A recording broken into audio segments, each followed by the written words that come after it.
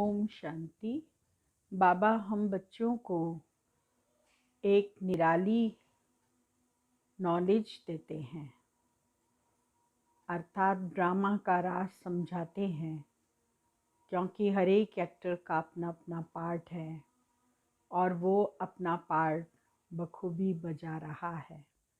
तो बाबा कहते हमेशा ये समझो कि हर एक्टर का अपना अपना पार्ट है और वे सब अपना अपना पार्ट बजा रहे हैं।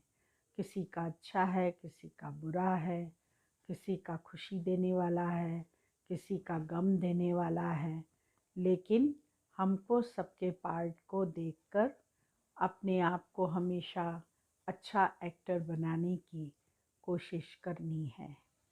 26 तारीख की वाणी है। मीठे बच्चे, संगम पर तुम्हें नई और निराली नॉलेज मिलती है। तुम जानते हो हम सब आत्माएं एक्टर्स हैं। एक का पार्ट न मिले दूसरे से। प्रश्न है, माया पर जीत पाने के लिए तुम रूहानी योद्धाओं को कौन सी युक्ति मिली हुई है?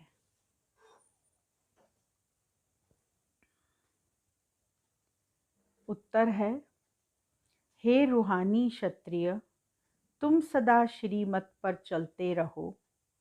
आत्म अभिमानी बन बाप को याद करो। रोज सवेरे सवेरे उठ याद में रहने का अभ्यास डालो तो माया पर विजय प्राप्त कर लेंगे। उल्टे सुल्टे संकल्पों से बच जाएंगे। याद की मीठी युक्ति माया जीत बना देगी। गीत बजा है जिसका साथी है भगवान, उसको रोकेगा क्या आंधी और तूफान। ओम शांति। यह मनुष्यों के बनाए हुए गीत हैं। इनका अर्थ कोई कुछ भी नहीं जानते। गीत भजन आदि गाते हैं, महिमा करते हैं भक्त लोग, परंतु जानते कुछ नहीं। महिमा बहुत करते हैं, तुम बच्चों को कोई महिमा नहीं करनी है। बच्चे बाप की कभी महिमा नहीं करते। बाप जानते हैं यह हमारे बच्चे हैं। बच्चे जानते हैं यह हमारा बाबा है। अभी यह बेहद की बात है, फिर भी सब बेहद के बाप को याद करते हैं। अब तक भी याद करते रहते हैं। भगवान को कहते हैं, हे बाबा, इनका नाम शिव बाबा है। जैसे हम आत्माएं हैं वैसे शिव बाबा है। वह है परमात्मा जिसको सुप्रीम कहा जाता है। उनके हम बच्चे हैं, उनको सुप्रीम सोल कहा जाता है। उनका निवास स्थान कहाँ है? उस सुप्रीम सोल का निवास स्थान कहाँ है? परम धाम। सब सोल्स वहाँ रहती हैं। एक्टर्स ही सोल्स हैं।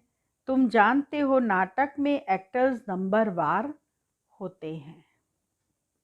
हर एक के पार्ट अनुसार इतनी तनख्वाह मिलती है।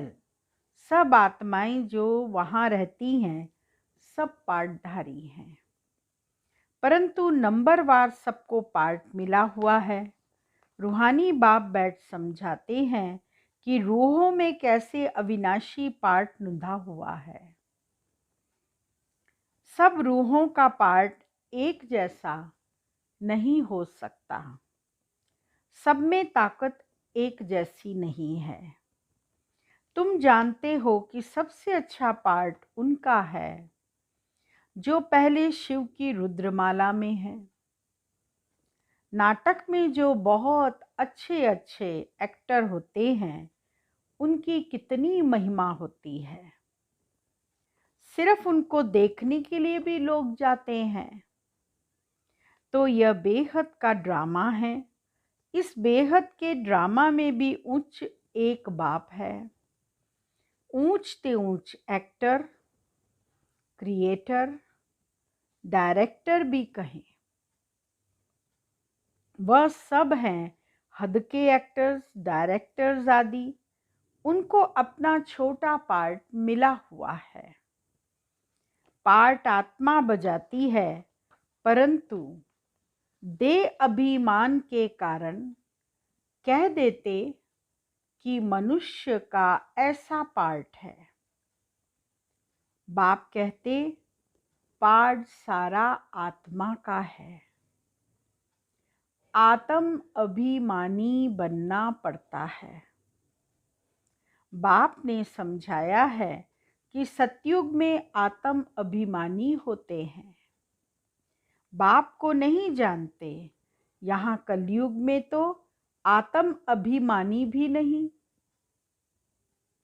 और बाप को भी नहीं जानते।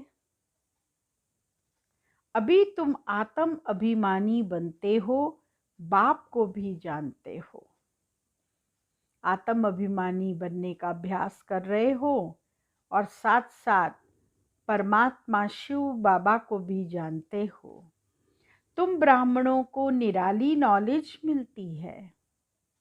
तुम आत्मा को जान गए हो कि हम सब आत्माएं एक्टर्स हैं। सबको पार्ट मिला हुआ है, जो एक न मिले दूसरे से। यह पार्ट सारा आत्मा में है। यूं तो जो नाटक बनाते हैं वह भी पार्ट आत्मा ही धारण करती है। अच्छा पार्ट भी आत्मा ही लेती है। आत्मा ही कहती है मैं गवर्नर हूँ, मैं फलाना हूँ, परंतु आत्म अभिमानी नहीं बनते। सतयुग में समझेंगे कि मैं आत्मा हूँ। एक शरीर छोड़ दूसरा लेना है। परमात्मा को वहां कोई नहीं जानते। इस समय तुम सब कुछ जानते हो। शूद्रों और देवताओं से भी तुम ब्राह्मण उत्तम हो। इतने ढेर ब्राह्मण कहाँ से आएंगे? जो बनेंगे लाखों आते हैं प्रदर्शनी में। जिसने अच्छी तरह समझा, ज्ञान सुना, वह प्रजा बन गए। एक एक राजा की प्रजा बहुत होती है। तुम प्रजा बहुत बना रहे हो। प्रदर्शनी प्रोजेक्टर से कोई समझकर अच्छे भी बन जाएंगे।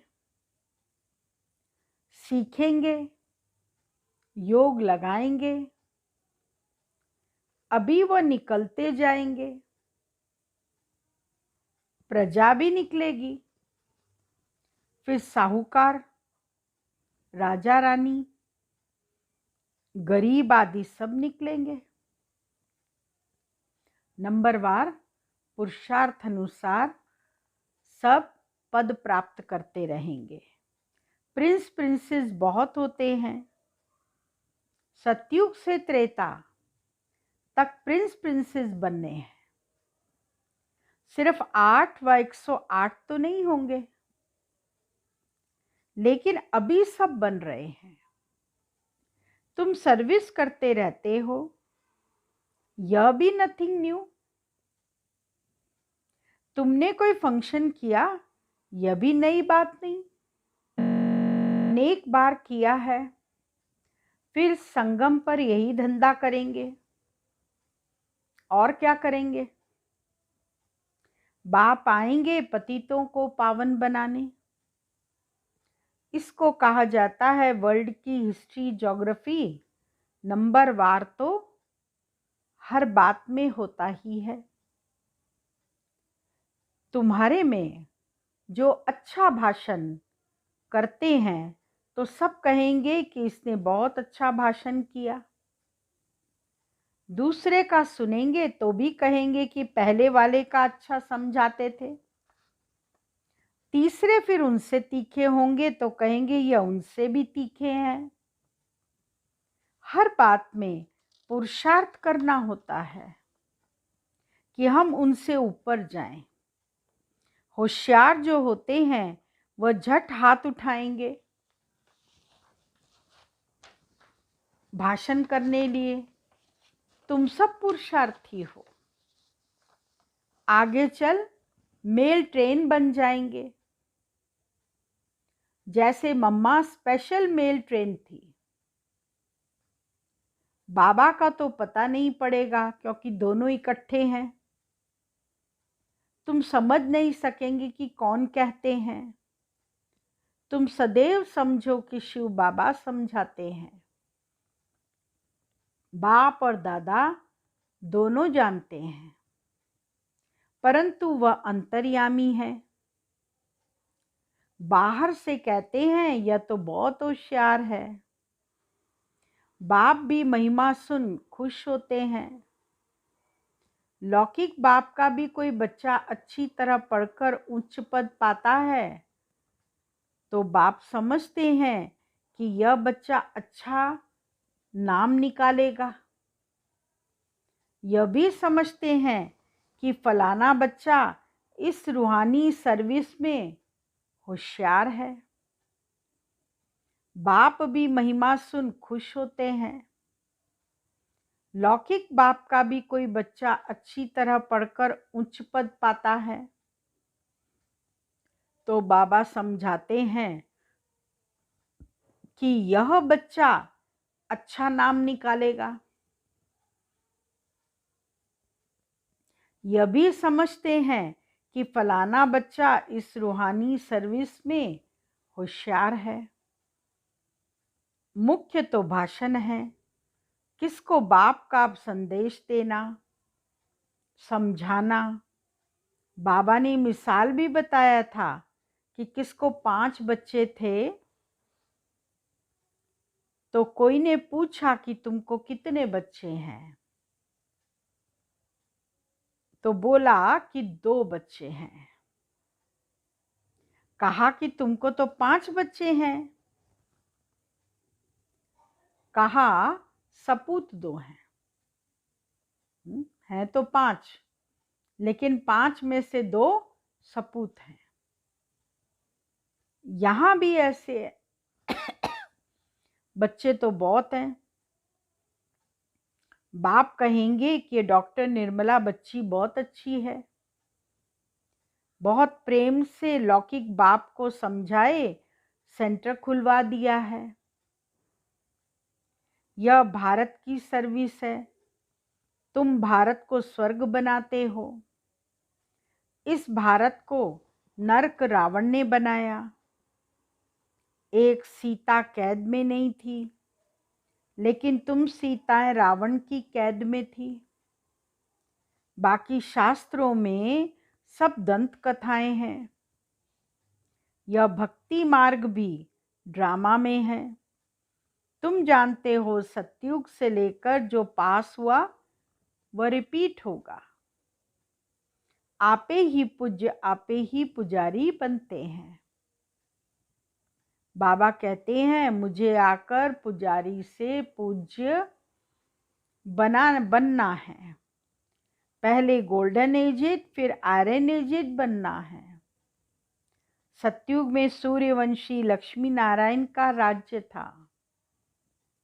रामचंद्र तो चंद्रवंशी था।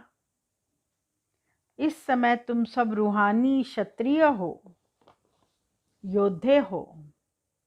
लड़ाई के मैदान में आने वाले को क्षत्रिय कहा जाता है। तुम हो रूहानी क्षत्रिय, बाकी वह हैं जिस्मानी क्षत्रिय। उनको कहा जाता है बाहुबल से लड़ना झगड़ना। शुरू में मलयुद्ध होती थी, बाहों आदि से आपस में लड़ते थे, फिर विजय को पाते थे। अभी तो देखो बॉम्ब आदि बने हुए हैं। तुम भी क्षत्रिय हो, वह भी क्षत्रिय हैं। तुम माया पर जीत पाते हो, श्रीमत पर चल। तुम हो रूहानी क्षत्रिय, रूहें ही सब कुछ कर रही हैं इस शरीर को कर्म इंद्रियों द्वारा। रूह को बाप आकर सिखलाते हैं, बच्चे मुझे याद करने से फिर माया खाएगी नहीं। तुम्हारे विकर्म विनाश होंगे और तुमको उल्टा सुल्टा संकल्प नहीं आएगा। बाप की याद करने से खुशी भी रहेगी। इसीलिए बाबा समझाते हैं, क्या समझाते हैं बाबा? कि सवेरे उठकर अभ्यास करो। बाबा आप कितने मीठे हो। आत्मा कहती है बाबा, बाप ने पहचान दी है, मैं तुम्हारा बाप हूँ।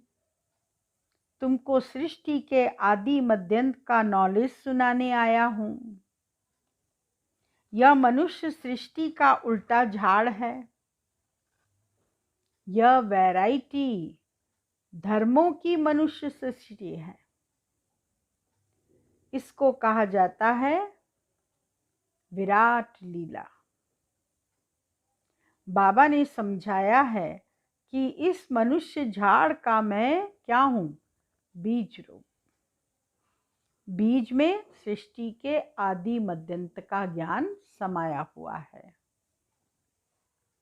मुझे याद करते हैं, कोई किस झाड़ का है, कोई किस झाड़ का है, फिर नंबरवार निकलते हैं। यह ड्रामा बना हुआ है। कहावत है कि फलाने ने धर्म स्थापक पैगंबर को भेजा, परंतु वहां से भेजते नहीं हैं। यह ड्रामा अनुसार रिपीट होता है। यह एक ही है जो धर्म और राजधानी स्थापन कर रहे हैं। यह दुनिया में कोई भी नहीं जानते। अभी है संगम। विनाश की ज्वाला प्रज्वलित होनी है। यह है शिव बाबा का ज्ञान यज्ञ। उन्होंने रुद्र नाम रख दिया है। प्रजापिता ब्रह्मा द्वारा तुम ब्राह्मण पैदा हुए हो। तुम ऊंच ठहरे ना। पीछे और बिरादरियां निकलती हैं। वास्तव में तो सब ब्रह्मा के बच्चे हो। ब्रह्मा को कहा जाता है, क्या कहा जाता है? Great great grand father. सिजरा है। पहले पहले ब्रह्मा उच्च, फिर सिजरा निकलता है। कहते हैं भगवान सृष्टि कैसे रचते हैं? रचना तो है, जब वह पतित होते हैं तब उनको बुलाते हैं। वही आकर दुखी सृष्टि को सुखी बनाते हैं। इसीलिए बुलाते हैं बाबा, दुख करता सुख करता आओ। नाम रखा है। नाम क्या रखा है? हरिद्वार। हरिद्वार अर्थात हरि का द्वार। वहां गंगा बहती है। समझते हम गंगा में स्नान करने से हरि के द्वार चले जाएंगे, परंतु हरि का द्वार है कहाँ? वह फिर कृष्ण को कह देते हैं हरि का द्वार तो शिव बाबा है। दुख हरता सुख करता। पहले तुमको जाना है अपने घर। तुम फिर कृष्ण को कह देते हो। तुम बच्चों को अपने बाप का और घर का अभी मालूम पड़ा है। बाप की गद्दी थोड़ी ऊंची है। फूल है ऊपर में, फिर युगल दाना उससे नीचे माला में। फिर रुद्रमाला कहते हैं। रुद्रमाला सो विष्णु की माला। विष्णु के गले का हार, वही फिर विष्णुपुरी में राज्य करते हैं। ब्राह्मणों की माला नहीं है, क्योंकि घड़ी घड़ी टूट पड़ते हैं। बाबा समझाते हैं कि नंबरवार तो है ना, आज ठीक है, कल तूफान आ जाते हैं, ग्रहचारी आने से ठंडे हो जाते हैं। बाबा कहते हैं बाबा कहते कि मेरा बनंती आश्यवत सुनंती कथंती ध्यान में जावंती माला में पिरोवंती फिर एकदम भागंती चंडाल बनंती। ऐसा हाल होता है। फिर माला कैसे बने? तो बाबा समझाते हैं कि ब्राह्मणों की माला नहीं बनती। भक्त माला अलग है, रुद्रमाला अलग है। भक्त माला में मुख्य है फीमेल्स में मीरा और मेल्स में नारद। दो शिरोमणि हैं भक्ति के, एक मीरा और एक नारद। यह है रुद्रमाला। संगम पर बाप ही आकर मुक्ति जीवन मुक्ति देते हैं। बच्चे समझते हैं कि हम ही स्वर्ग के मालिक थे, अभी नरक में हैं। बाबा कहते हैं नरक को लात मारो, स्वर्ग की बादशाही लो जो तुम्हारी रावण ने छीन ली है। यह तो बाप ही आकर बताते हैं। वह इन सब शास्त्रों तीर्थों आदि को जानते हैं। बीज रूप है ना, ज्ञान का सागर, शांति का सागर, सुख का सागर, यह आत्मा कहती है। बाबा समझाते हैं कि लक्ष्मी नारायण सतयुग के मालिक थे, उनके आगे क्या था? जरूर कलयुग का अंत होगा तो संगम युग हुआ होगा, फिर अब स्वर्ग बनता है। बाप को स्वर्ग का रचयिता कहा जाता है, स्वर्ग स्थापन करने वाला। यह लक्ष्मी नारायण स्वर्ग के मालिक थे। इन्हों को वर्षा कहाँ से मिला? स्वर्ग के रचयिता बाप से। बाप का ही यह वर्षा है। तुम कोई से भी पूछ सकते हो कि इन लक्ष्मी नारायण को सतयुग की राजधानी थी, कैसे ली?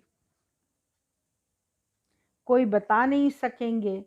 यह दादा भी कहता है कि मैं नहीं जानता था, पूजा करता था परंतु जानता नहीं था। अब बाप ने समझाया है। यह संगम पर राजयोग सीखते हैं। गीता में ही राजयोग का वर्णन है। सिवाय गीता के और कोई भी शास्त्र में राजयोग की बात नहीं है। बाबा कहते हैं कि मैं तुमको राजाओं का राजा बनाता हूँ। भगवान ने ही आकर नर से नारायण बनने की नॉलेज दी है। भारत का मुख्य शास्त्र है ही गीता। गीता कब रची गई यह जानते नहीं। बाप कहते हैं कल्प कल्प संगम पर आता हूँ। जिनको राज्य दिया था वे राज्य गंवाकर फिर तमोप्रधान दुखी बन पड़े हैं। रावण का राज्य है, सारे भारत की ही कहानी है। भारत है ऑल राउंड, और तो सब बाद में आते हैं। बाबा कहते हैं कि तुमको 84 जन्मों का राज बताता हूँ। 5000 वर्ष पहले तुम देवी देवता थे। तुम अपने जन्मों को नहीं जानते हो। हे भारतवासियों, बाप आते हैं अंत में। आदि में आए तो आदि अंत का नॉलेज कैसे सुनाए? सृष्टि की वृद्धि नहीं हुई है तो समझाएं कैसे? वहाँ तो नॉलेज की दरकार ही नहीं। बाप अभी संगम पर ही नॉलेज देते हैं। नॉलेजफुल है ना, जरूर नॉलेज सुनाने अंत में आना पड़े। आदि में तुमको क्या सुनाएंगे? तुम मानोगे भी नहीं आदि में सुनाए तो। तुमको बाबा क्या सुनाएगा? जब सीनरी देखोगे, अंत के समय का नज़दीक आने का समय हो जाएगा, परिस्थितियां विपरीत हो जाएंगी, तब फिर भगवान जो नॉलेज हमको सुनाएगा उतरती कला का, वो हम मानेंगे। अब बाप अभी संगम पर ही नॉलेज देते हैं। नॉलेजफुल है ना, जरूर नॉलेज सुनाने अंत में आना पड़े। आदि में तुमको क्या सुनाएंगे? कुछ सुनाने का है ही नहीं उस समय, तो क्या सुनाएंगे? यह समझने की बातें हैं। भगवानोवाच है कि मैं तुमको राजयोग सिखाता हूँ। यह यूनिवर्सिटी है पांडव गवर्नमेंट की। अभी है संगम। यादव, कौरव और पांडव, उन्होंने बैठ सेनाएं दिखाई हैं। बाबा समझाते हैं, यादव कौरव विनाश काले विपरीत बुद्धि। एक दो को गाली देते रहते हैं, बाप से प्रीत नहीं है, कह देते हैं कुत्ते बिल्ली सब में परमात्मा है। बाकी पांडवों की प्रीत बुद्धि थी। पांडवों का साथी स्वयं परमात्मा था। पांडव माना रूहानी पंडे, वह है जिस्मानी पंडे, तुम हो रूहानी पंडे। अच्छा, मीठे मीठे सिकिलदे बच्चों प्रति माता पिता बाप दादा का याद प्यार, गुड मॉर्निंग। रूहानी बाप की रूहानी बच्चों को नमस्ते, और रूहानी बच्चों की रूहानी बाबा को याद प्यार, गुड मॉर्निंग, नमस्ते। मुख्य सार है पहला पॉइंट, आत्म अभिमानी बन इस बेहद नाटक में हीरो पार्ट बजाना है। हर एक एक्टर का पार्ट अपना अपना है, इसलिए किसी के पार्ट से रीस नहीं करनी। हम किसी के पार्ट से रीस नहीं कर सकते। वो ऐसा करती तो हम भी ऐसा करें, कैसे होगा? उसका पार्ट अपना, मेरा पार्ट अपना, परंतु मुझे अपना पार्ट अच्छे से बजाना है। दूसरा पॉइंट, सवेरे सवेरे उठकर अपने आप से बातें करनी है, अभ्यास करना है। मैं इस शरीर की कर्मेंद्रियों से अलग हूँ। बाबा आप कितने मीठे हो, आप हमें सृष्टि के आदि मध्यंत का ज्ञान देते हो। वरदान है, सदा देह अभिमान व देह की बदबू से दूर रहने वाले इंद्रप्रस्थ निवासी भव। कहते हैं इंद्रप्रस्थ में सिवाय परियों के और कोई भी मनुष्य निवास नहीं कर सकते। मनुष्य अर्थात जो अपने को आत्मा न समझ देह समझते हैं, तो देह अभिमान और देह की पुरानी दुनिया, पुराने संबंधों से सदा ऊपर उड़ते रहते हैं। जरा भी मनुष्यपन की बदबू न हो, देही अभिमानी स्थिति में रहो, ज्ञान और योग के पंख मजबूत हों, तब कहेंगे इंद्रप्रस्थ निवासी। स्लोगन, अपने तन मन धन को सफल करने व सर्व खजाने को बढ़ाने वाले ही समझदार हैं। ओम शांति। आज का पॉइंट,